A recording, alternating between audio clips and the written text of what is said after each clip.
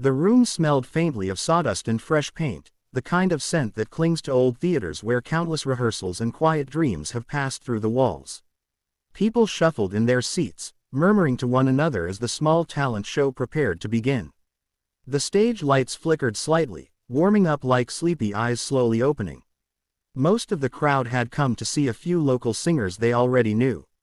There were rumors that someone from the city might perform, maybe even someone who had been on television before. Expectations were modest but hopeful. Then Ernesto arrived. He stepped through the side door quietly, almost apologetically, as if he had wandered into the wrong place. Ernesto looked nothing like the performers who had already signed up backstage. His hands were rough and calloused, the skin slightly cracked from years of handling wooden tools. His shirt was clean but worn, sleeves rolled up to the elbows, revealing arms shaped by long hours of lifting beams and sanding boards. He carried no instrument. A few people in the back noticed him and whispered, "Isn't that the carpenter from Maple Street?" "Yeah, Ernesto. He fixed my porch last year." Someone chuckled softly. "What's he doing here?" Ernesto kept his head slightly down as he approached the registration table. The volunteer sitting there looked up with polite confusion. "Can I help you?" Ernesto cleared his throat. His voice sounded quiet, almost hesitant. I signed up to sing." The volunteer blinked. "To sing?" She glanced at the clipboard. Sure enough, near the bottom of the list was a name written in careful block letters, Ernesto Alvarez. "Well, all right," she said with a smile.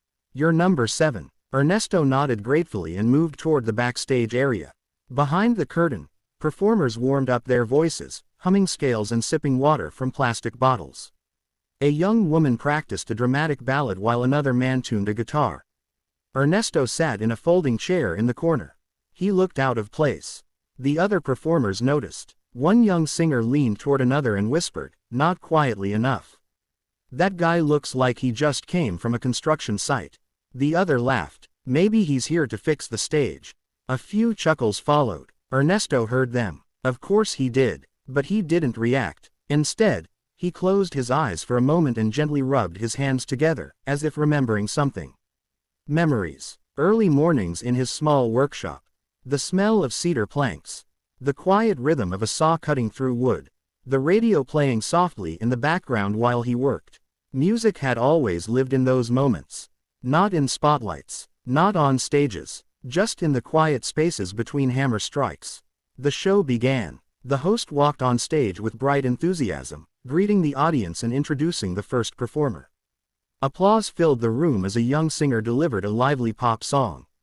The crowd cheered politely. Second came a guitarist who performed a fast instrumental piece that impressed the judges.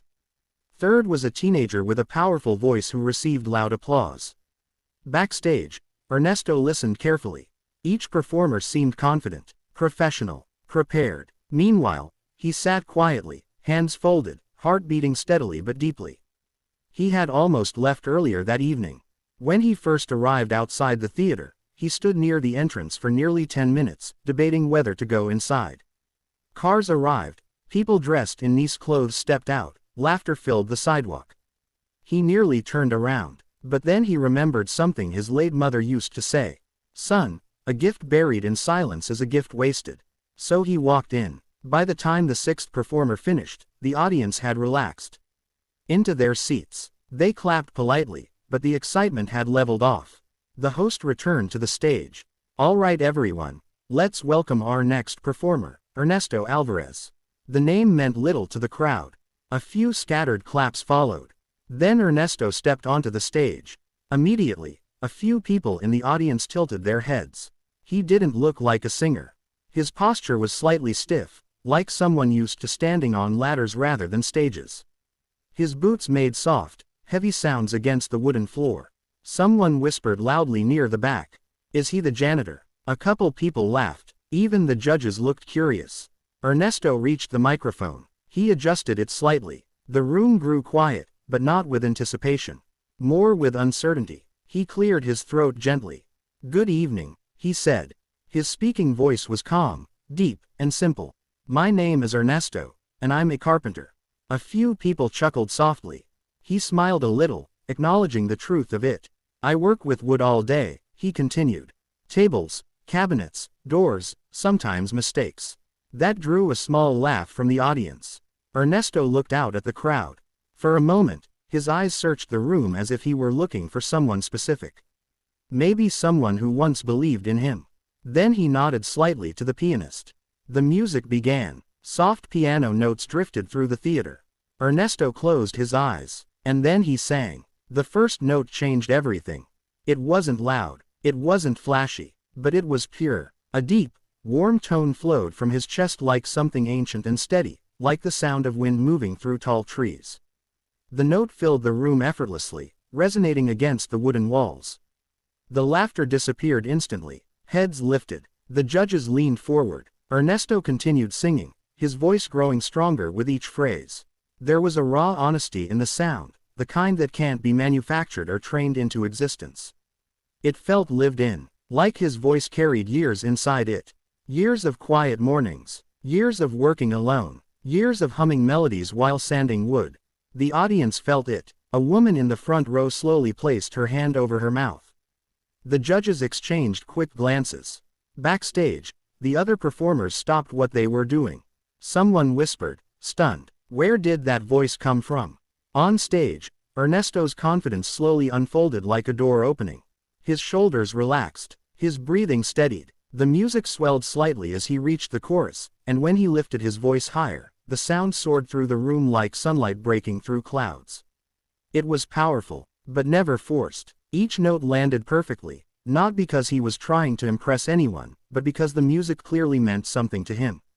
Halfway through the song, the audience had completely forgotten who they thought he was. The carpenter, the man who looked out of place. Now they only saw the singer. Ernesto's eyes opened during the second verse. His gaze moved gently across the crowd, not demanding attention, simply sharing something deeply personal.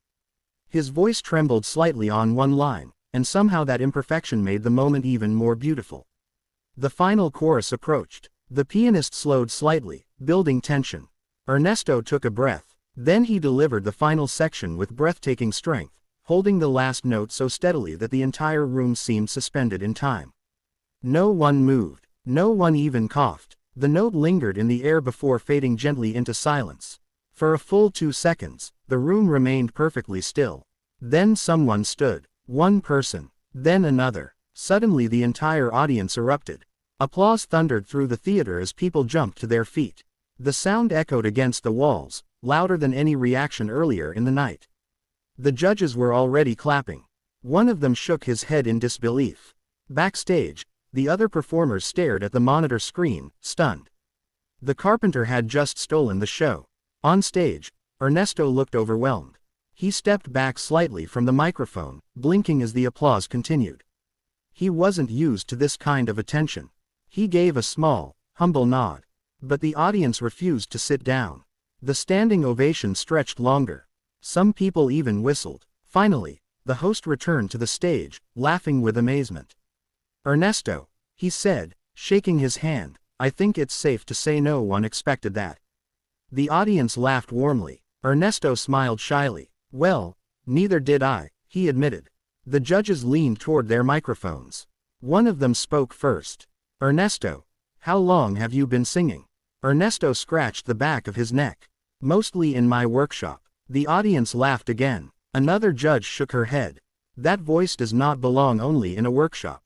More applause followed. Ernesto simply nodded politely, still processing everything that had just happened. He walked off stage slowly. Backstage, the other performers greeted him with wide eyes. The young singer who had joked earlier approached him first. "Sir, that was incredible." Ernesto smiled kindly. "Thank you." Another performer asked, "Have you ever sung professionally?" He shook his head. "No." They stared at him like he had just revealed a secret superpower. Meanwhile, the show continued, but something had changed. The energy in the theater felt different now. Every performer after Ernesto carried a bit of extra pressure. Because the carpenter had raised the bar. When the night finally ended and the judges announced the results, the outcome surprised absolutely no one. First place, Ernesto Alvarez. The audience erupted again. Ernesto walked back onto the stage slowly, still looking like a man who couldn't quite believe his own story. As he accepted the small trophy, the host asked him one final question. Ernesto, what made you decide to sing tonight? He looked down at the trophy for a moment. Then he answered softly. My mother loved music, he said. She used to say my voice was meant for more than empty rooms. He looked out at the audience again. I guess tonight I finally listened. The applause that followed was even louder than before. Because everyone in that theater realized they had just witnessed something rare. Not just a great performance, but a hidden gift finally stepping into the light.